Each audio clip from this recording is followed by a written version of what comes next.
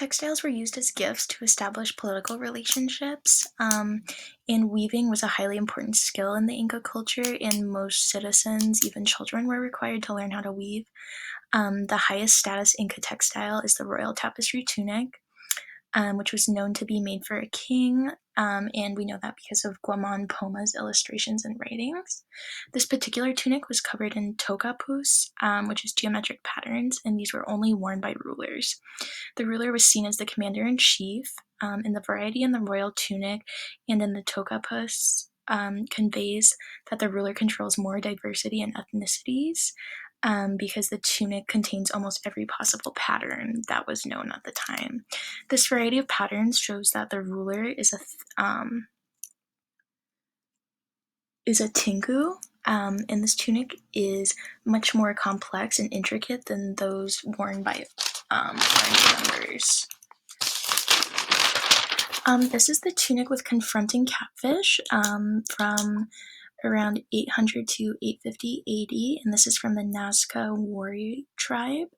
The primary items of clothing for men in ancient Peru were tunics. The tunics had a vertical slit opening, and they were crafted with care. And they were not only used for practicality, but they were statements about ethnic affiliation, social status, and religion. This particular tunic is made using the slit tapestry technique, where two identical halves are connected at the center, leaving a slit for the wearer's head. The design is bold and graphic and contains bright colors. This particular design shows two catfish with speckled and zigzag bodies facing each other. They have barbels and fins and two colored eyes, and the bicolored eyes that they have show that this was created in the Nazca area, but it was influenced by the Wari state where this two-colored eye theme was common. This is the Inca tunic from around 1450 to 1500. These tunics were primarily men's attire during this time, and they were worn over just a loincloth. This tunic is believed to be from the highlands because it uses techniques common from that region, and then especially the use of camelid hair is a feature predominantly distinctive of the highland region. It's made of two separate loom pieces which are sewn together in the middle. The pattern is jagged and brightly colored, and there's fringe on the edges, which you can see.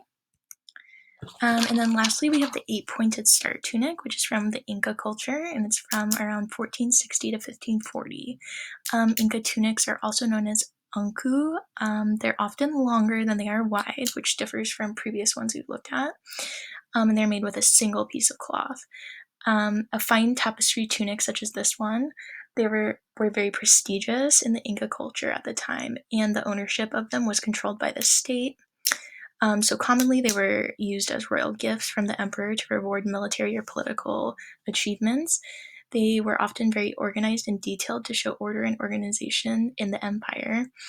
The style of this tunic is very common, with 8-pointed stars and stylized animals such as fish and birds. There's a distinct pattern, and colors and design aspects are evenly distributed. This tunic most likely comes from the southern coast of Peru, where the 8-pointed star was a common motif. And then these are my sources, but lastly I just wanted to say, so when we're looking at the textiles and tunics from all these cultures, you can see the variation between each one, especially when it comes to colors and design choices, but there are a lot of common unifying themes between them, which just sort of shows the influence that the different cultures in South America had on each other at the time. Thank you.